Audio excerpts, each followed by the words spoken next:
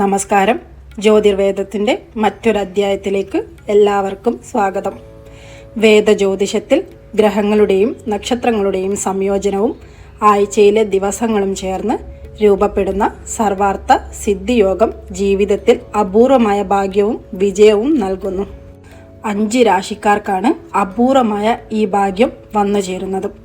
ഈ യോഗം നിങ്ങളുടെ കരിയർ, സമ്പത്ത്, കുടുംബജീവിതം, ആരോഗ്യം എന്നിവയിൽ ശുഭകരമായ പുരോഗതി കൊണ്ടുവരും. സർവാർത്ഥ സിദ്ധി യോഗം എന്നത് നക്ഷത്രങ്ങളുടെയും ആഴ്ചയിലെ ദിവസങ്ങളുടെയും പ്രത്യേക സംയോജനത്തിൽ രൂപപ്പെടുന്ന ഒരു ശുഭയോഗമാണ്. ഈ യോഗം ഗുരു, ബുധൻ, ശുക്രൻ തുടങ്ങിയ ഗ്രഹങ്ങളുടെ ശുഭസ്ഥാനങ്ങളും അനുകൂല നക്ഷത്രങ്ങളായ അശ്വതി, രേവതി, മകയിരം, അത്തം, തിരുവോണം തുടങ്ങിയവയും ചേർന്നാണ് രൂപം കൊള്ളുന്നത്.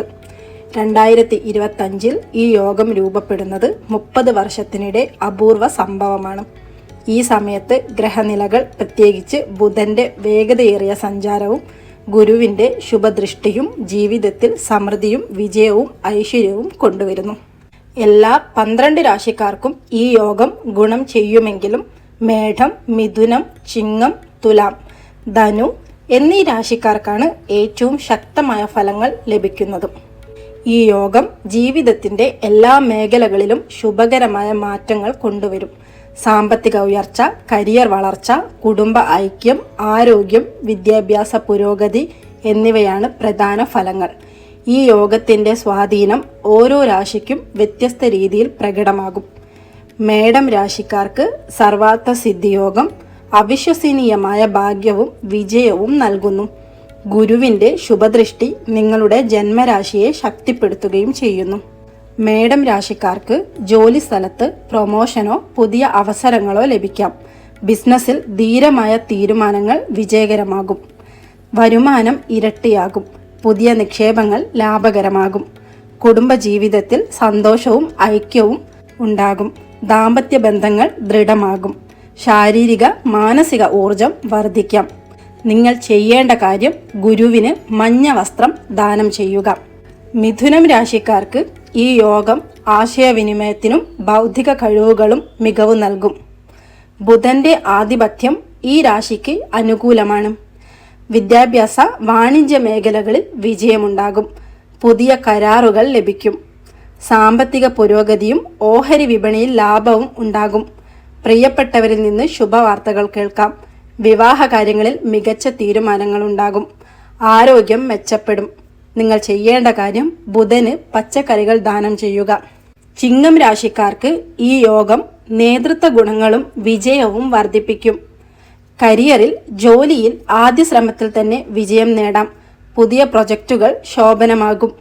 സാമ്പത്തിക നേട്ടങ്ങളും മറ്റുള്ളവർക്ക് സഹായിക്കാൻ അവസരവും കിട്ടും. കുടുംബത്തിൽ സന്തോഷവും ഐക്യവും ഉണ്ടാകും. ആരോഗ്യ പ്രശ്നങ്ങൾ പരിഹരിക്കപ്പെടും. നിങ്ങൾ ചെയ്യേണ്ട കാര്യം സൂര്യന് ചുവന്ന പുഷ്പങ്ങൾ അർപ്പിക്കുക. തുലാം രാശിക്കാർക്ക് ഈ യോഗം ബന്ധങ്ങളിലും സാമൂഹിക ജീവിതത്തിലും മെച്ചപ്പെടുത്തലുകൾ നൽകും. കരിയറിൽ സഹപ്രവർത്തകരുടെ പിന്തുണയും പുതിയ ബിസിനസ് അവസരങ്ങളും നൽകാം. സാമ്പത്തികം ചെറിയ നേട്ടങ്ങൾ ഉണ്ടാകാം. ബജറ്റ് ആസൂത്രണം ഗുണകരമാകും. കുടുംബത്തിൽ, ദാമ്പത്യ ജീവിതത്തിൽ സന്തോഷമുണ്ടാകാം. ആരോഗ്യകാര്യത്തിൽ ശ്വാസകോശ പ്രശ്നങ്ങൾ ശ്രദ്ധിക്കുക. നിങ്ങൾ ചെയ്യേണ്ട കാര്യം ശുക്രന് വെള്ള വസ്ത്രം ദാനം ചെയ്യുക. ധനുരാശിക്കാർക്ക് ഈ യോഗം ആത്മീയവും ഭൗതികവുമായ വളർച്ച നൽകും. കരിയറിൽ വിദേശബന്ധമുള്ള ജോലികൾക്ക് അനുകൂലം. സാമ്പത്തികം, ദീർഘകാല നിക്ഷേപങ്ങൾ ലാഭകരം. കുടുംബത്തിൽ ചെറിയ തർക്കങ്ങൾ ശാന്തമായി പരിഹരിക്കുക. ആരോഗ്യകാര്യത്തിൽ ശ്രദ്ധ വേണം. ധ്യാനം മാനസിക സമ്മർദ്ദം കുറയ്ക്കും. നിങ്ങൾ ചെയ്യേണ്ട കാര്യം ഗുരുവിന് മഞ്ഞപ്പൂക്കൾ അർപ്പിക്കുക. മറ്റ് രാശിക്കാർക്കുള്ള ഫലങ്ങൾ നോക്കുകയാണെങ്കിൽ ഇടവം രാശിക്കാർക്ക് ബിസിനസ്സിൽ പുരോഗതി, സാമ്പത്തിക സ്ഥിരത. കർക്കിടകം രാശിക്കാർക്ക് ജോലിയിൽ പുതിയ അവസരങ്ങൾ, കുടുംബ ഐക്യം. വൃശ്ചികം രാശിക്കാർക്ക് ആത്മവിശ്വാസം വർദ്ധിക്കും. പഴയ കടങ്ങൾ തീർക്കാം. മകരം രാശിക്കാർക്ക് ദീർഘകാല പദ്ധതികൾ വിജയിക്കും. കുംഭം രാശിക്കാർക്ക് സാമൂഹിക ബന്ധങ്ങൾ മെച്ചപ്പെടും. കന്നി രാശിക്കാർക്ക് ഭൗതിക വളർച്ച, വിദ്യാഭ്യാസ മേഖലയിൽ വിജയം. മീനം രാശിക്കാർക്ക് ആത്മീയ പുരോഗതി, സാമ്പത്തിക നേട്ടങ്ങൾ. നിങ്ങൾ ശ്രദ്ധിക്കേണ്ട കാര്യങ്ങൾ: ഗുരുവിൻ്റെ ശുഭദൃഷ്ടി പരമാവധി പ്രയോജനപ്പെടുത്തുക.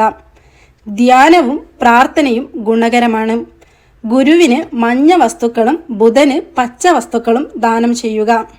2025 സർവാർത്ഥ സിദ്ധിയോഗം ജീവിതത്തിൽ സമൃദ്ധിയും വിജയവും നൽകുന്ന അപൂർവ യോഗമാണ്. ഈ ഭാഗ്യസമയം പരമാവധി പ്രയോജനപ്പെടുത്തി ജീവിതത്തിൽ പുതിയ ഉയരങ്ങൾ കൈവരിക്കുക. നന്ദി, നമസ്കാരം.